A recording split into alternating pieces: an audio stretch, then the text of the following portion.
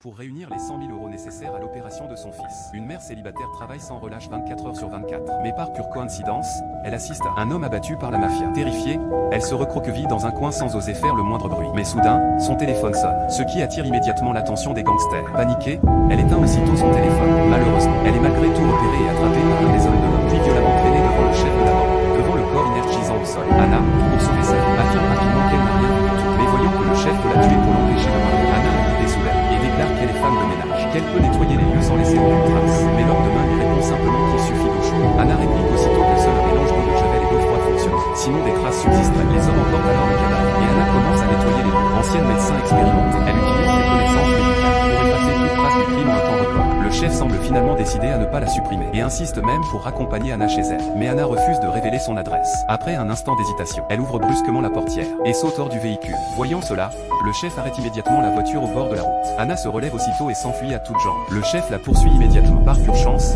il y a justement des policiers en patrouille devant eux. Comprenant qu'il ne peut plus agir, le chef abandonne la poursuite. Anna rentre chez elle, secouée par l'expérience. Son esprit se brise enfin. Elle a failli dire adieu à son fils gravement malade. Dès l'eau, elle emmène son fils à l'hôpital pour confirmer l'opération programmée. Mais contre toute attente, l'hôpital refuse de procéder à l'intervention, car son visa est expiré. Bien qu'Anna soit profondément frustrée, elle n'a d'autre choix que de rentrer chez elle avec son fils. Mais à peine sort-elle de l'hôpital, qu'elle tombe face à face avec l'homme de main de la veille. Affolée, Anna prend aussitôt son fils et s'échappe par une autre sortie de l'hôpital, réussissant ainsi à échapper à l'homme. Mais à peine rentrée chez elle, elle découvre un pistolet posé sur la table. Elle comprend immédiatement le danger et court aussitôt dans la chambre de son fils, où le chef de la mafia l'attend déjà, tranquillement installé.